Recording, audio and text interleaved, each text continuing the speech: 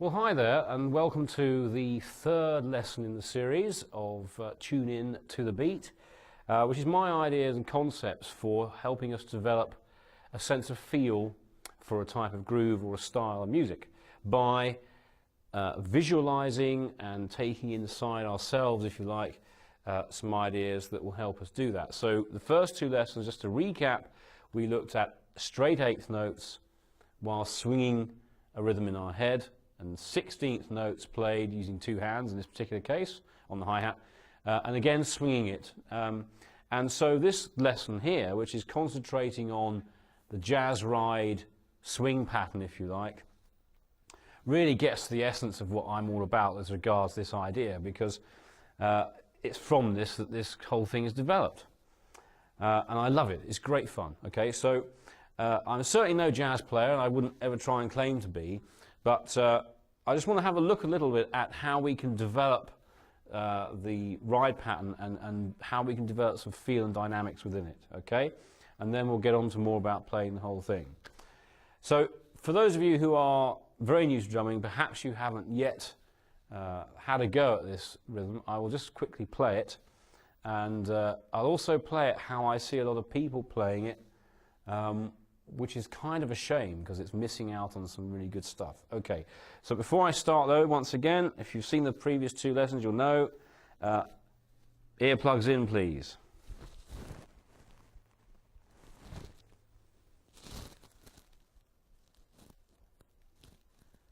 Okay, right. I know it's only a jazz ride and you might be thinking, oh, that's really light and very low volume. Well, I always wear my earplugs, okay, and you should too. All right, here we go. So I'm just going to take my right hand stick. I don't need my left hand stick for this moment. And I'm just going to play this ride pattern that I spoke about. So from the textbook again, it's like this.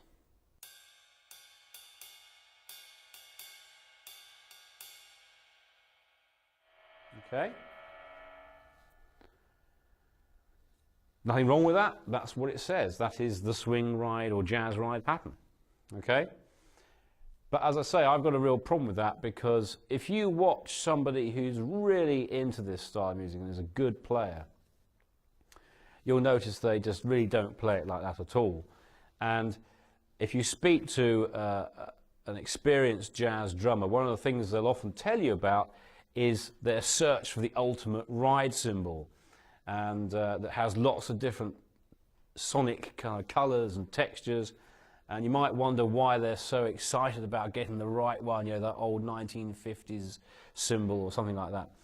Well, the reason for that is because they like to coax out of it all these different sounds and dynamics. So it's simply not good enough to go like this.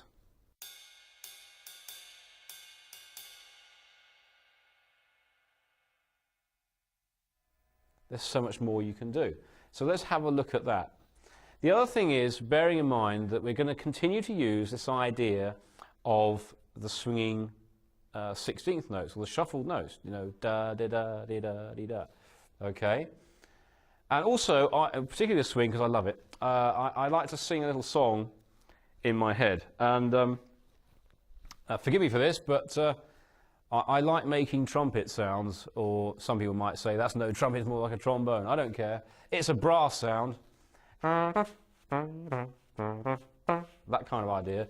So I get myself into my swing band situation, and I can play along. So it's going to have something like that in my head, and off I go. So I'm just going to play the ride cymbal, nothing else happening at this stage, but I've definitely got either my dunk-a-dunk-a-dunk-a-dunk-a-dunk, or I've got my that type of thing happening. Okay, here we go. So 1, 2, 1, 2, 3, 4.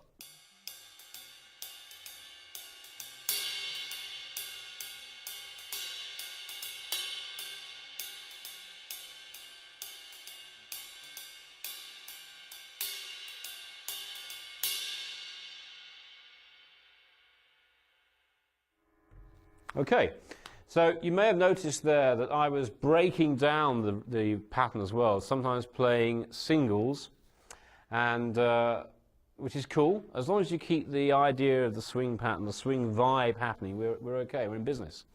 All right, so let's try and construct that beat a little bit more, and once again we've just got this thing happening in our head. It's either going to be da ba da ba da ba da ba da, or it's a tune, like in my case, my brass band, okay, or my big band swing styly. And we're going to add the hi-hat on 2 and 4 and just kind of make it groove a little. Okay, here we go. 1, 2, 1, 2, 3, 4.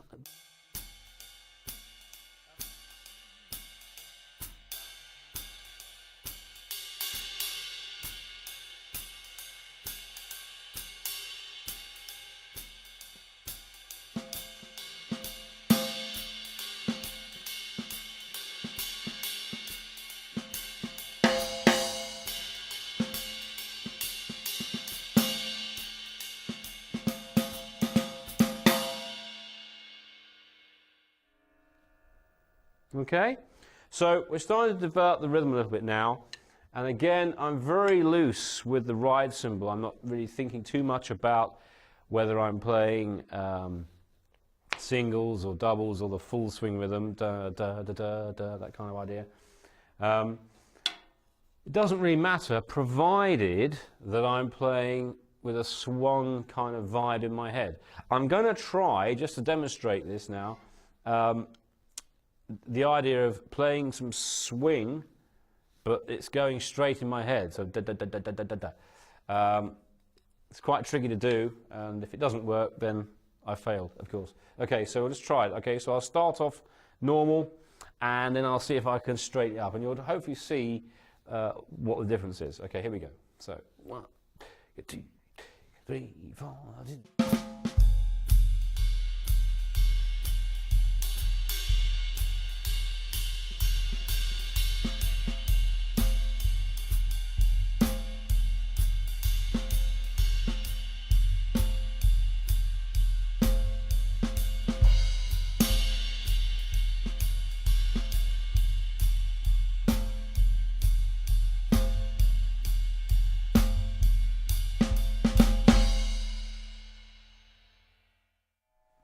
All right, it's not easy to do, especially when you're getting into the vibe and you've got your groove visualized.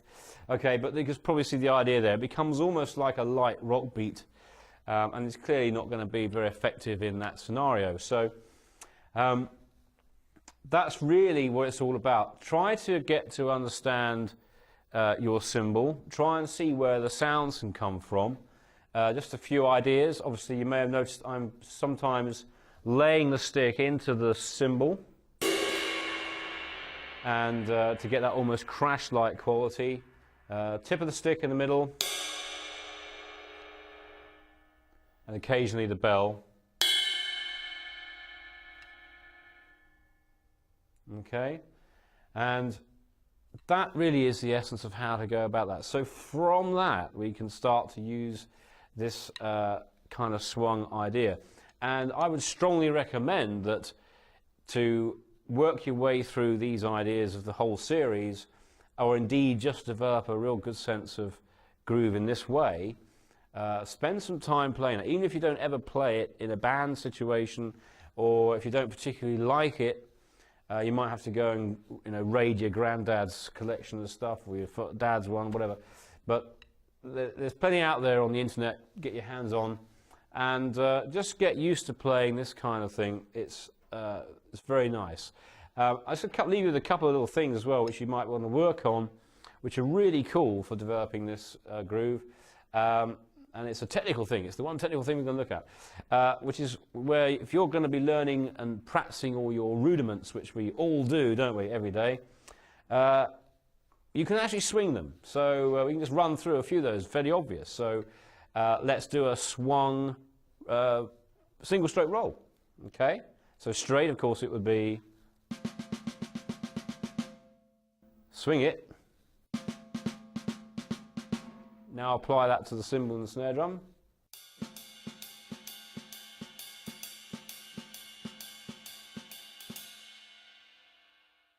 So you're building up a sort of swung rhythm, playing single notes most of the time on the ride, but it's still got that swing element. You can do it with double strokes. Oh yes.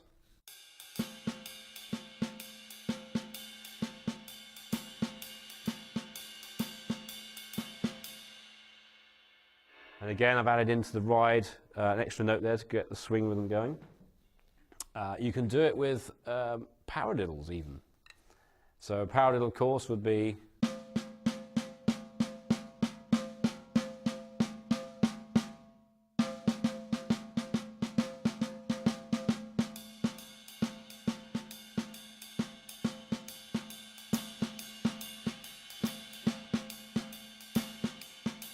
so on. And you can vary it around a little bit to get you that little bit of a change. So any of them you can do. One of my favourites is the paradiddle diddle, which is turns it into a 3/4 groove, in fact, if you want it to.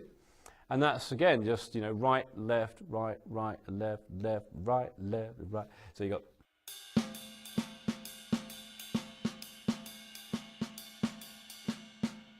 Okay. And then by adding an extra note back in on the ride, we can create our ride swing pattern again.